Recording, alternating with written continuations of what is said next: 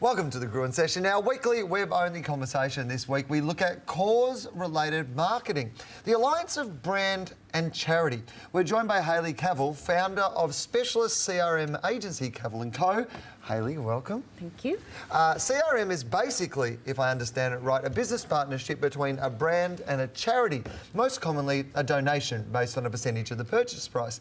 When a brand enters a relationship with a charity, what kind of increase in sales can it expect from goodwill? Not all cause-related marketing relationships are about sales. Sometimes it's about reaching a particular market. For example, the Pink campaign, when a lot of products during October contribute money to breast cancer. That's really about resonating with women. That's not necessarily about increasing sales. So it really depends on, the intention of the company. But I have seen sales increases of 10 to 15% during a promotion where a cause is, part of the promotion. I guess when you say it's not about necessarily sales, I guess you mean in the short term. I guess everything's always about sales at some stage. Yes, down the track. But for example, there's a relationship between guide dogs and Kleenex that runs every year. That is not about selling more toilet tissue. That is about increasing the brand awareness around puppies and positioning Kimberly-Clark and Kleenex as a caring brand. Most companies have, as part of their overall strategy, their overall mix, they have giving as part of that. Not all, but some do. And in that is charity. So they're not always... Is it just because they're good people? Or is there I think it's a combination. I think that some companies are trying to do the right thing and do good. I mean, it's made up of people, ordinary people, that are not looking with some weird agenda. They want to do good. And there are a lot of companies that see charity as a way of adding a premium onto whatever they're selling, or to endear themselves more. Yeah. But it's a mix. So it's about adding value. Yeah, but it's not always about, I'm going to do guide dogs because I'm going to sell more stuff. It's some companies just want to do it. Yeah, there's a lot of conversation around the triple bottom line, isn't there? Yeah. So, the big corporates, they like to talk about the triple bottom line. So yes, it's about the money that you make from being in business, but also what you put back into society and obviously the environment as well. But it is, I think for a lot of the big companies, the big multinationals in particular, they know that their livelihood depends on the goodwill of custom. And what they therefore do is they want to put back in as well. They know that they're going to be in business forever if they do that properly. All right, well, there's an awful lot of CRM going on these days. Are consumers becoming more sceptical of it, Hailey? They certainly are. As we all know, consumers are getting more savvy about marketing and the tricks that companies employ to get them to buy their product. And definitely some research that I've done shows that about 40% of people know that when a company promotes a relationship with a charity, they're doing it for a commercial reason. However, about 50% say they'll still purchase the product because they want to help the charity. I think it's really interesting when you brought up the Pink campaign. That is a kind of a classic example for me because it's saturated through Sydney in October.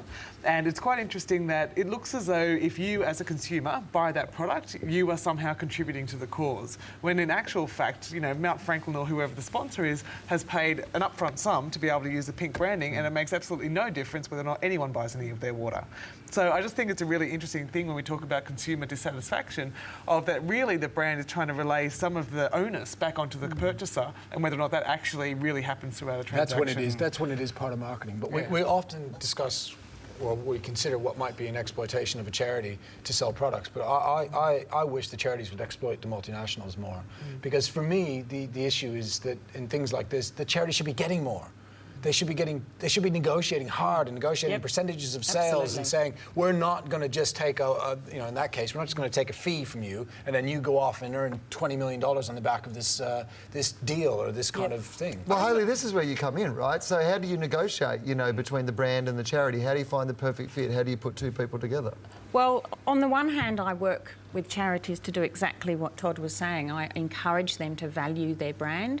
Unfortunately, a lot of charities, they can't pay big money for staff, so they don't always get the best skilled staff, and they go and negotiate with these hard-nosed corporates who know how to get a good deal, and they don't always come away with the best arrangement. So some of the power brands like the Salvos, Landcare, they are charging a set fee now for the use of their logo, and it's in the 150, 200,000 mark. So they don't just hand their brand over for a company that promises to sell millions.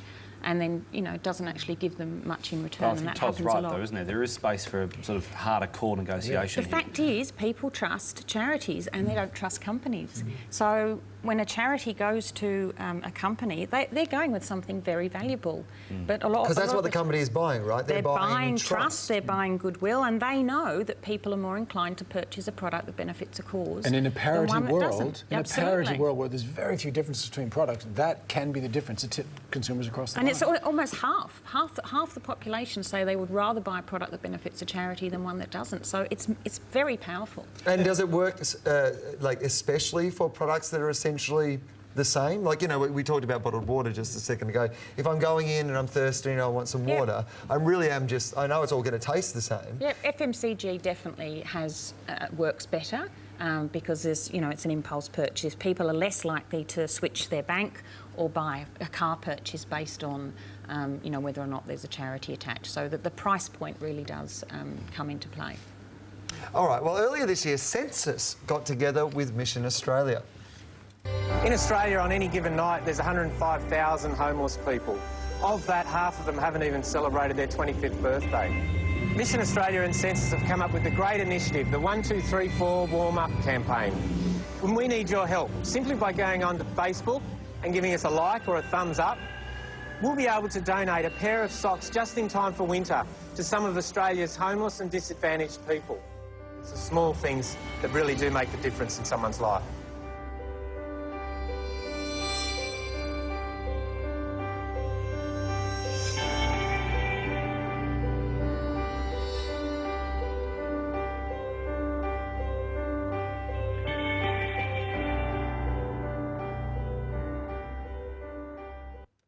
Now, that campaign was criticised for spending more money on itself than it did on the homeless. One marketing blog wondered why, if Census cares that much about the homeless, it didn't just donate the socks.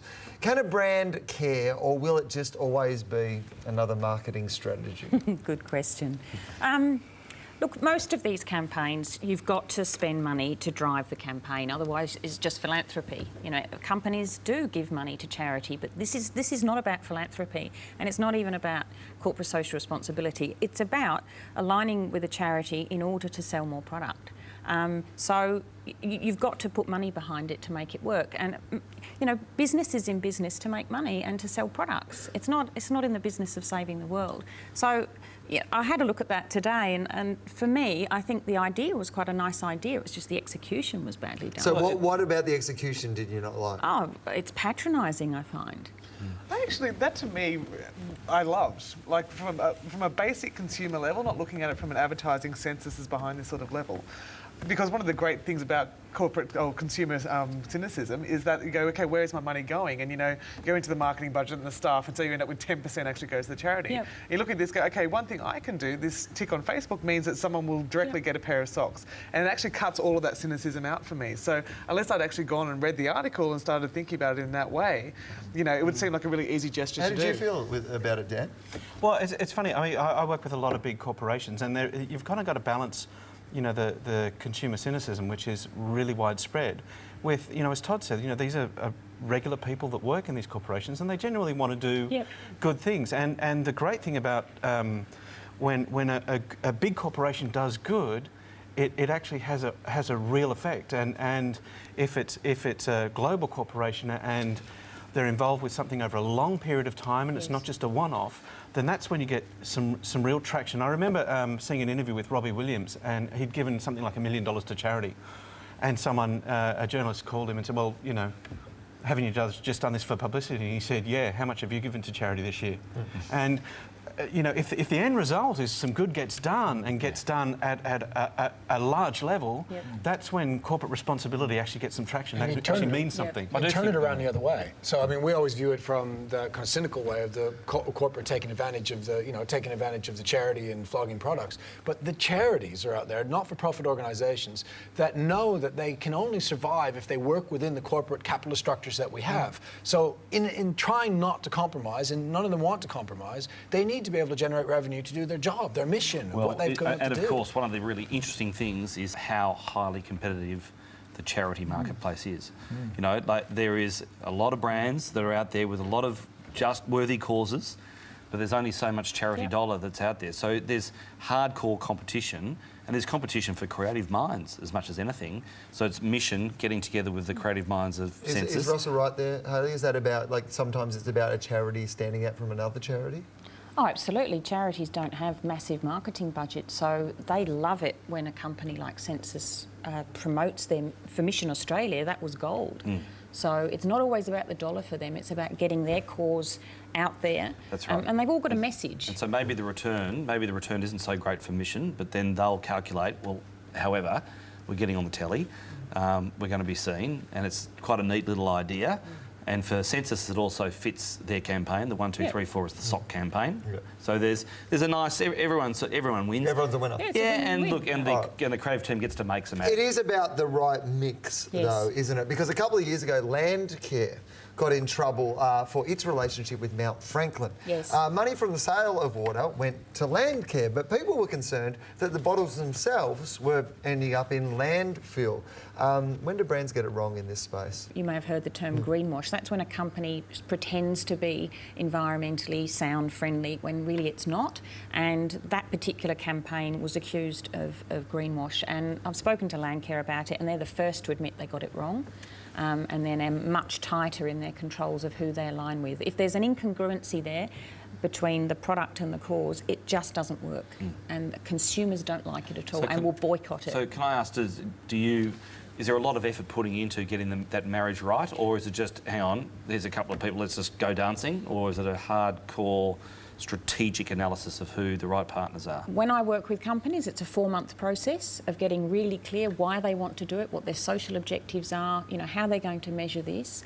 And then I go out and find the most appropriate charity that fits the brand, that fits the business, because it's got to fit. If there's no synergy, consumers are really suspicious. Say when McDonald's have McHappy Day, and they say that $1 from every Big Mac sold that day is going to Ronald McDonald House or whatever it is. You just kind of feel like they just want to sell more Big Macs. Like, I know they're trying to do, but it just feels like that. Is that the danger, that it'll just feel like a marketing campaign and people won't buy into it? Well, the interesting thing is in research, McDonald's came up as the most popular organisation that's doing good for charity.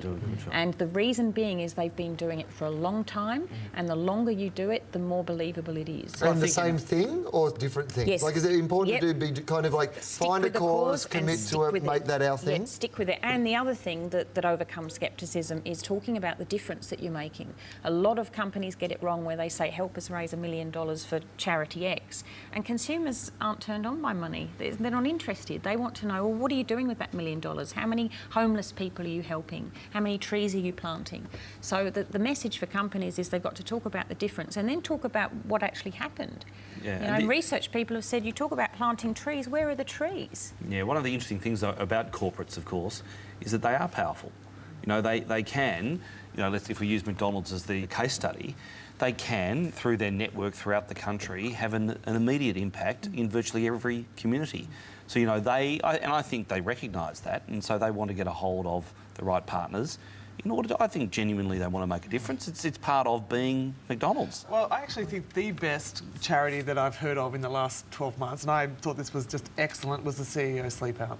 And I think that above anything is one of the most powerful ones, because it is that person who is, top head, they've got the money, they've got all of this stuff, doing it tough on a cardboard mat.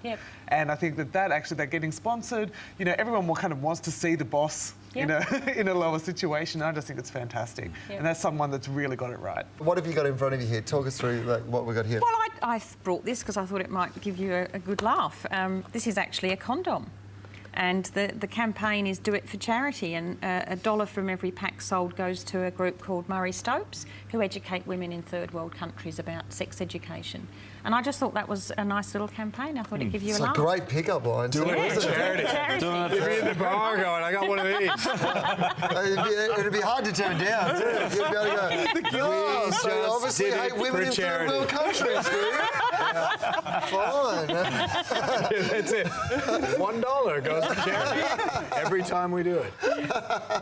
Let's do it a few times tonight. I'm feeling very charitable. $4. Well, Hailey, thank you very much for coming in and running us through it, and thank you to everyone for being involved in it. That's it for the Gruen Sessions for 2010, but hopefully we'll see you again next time.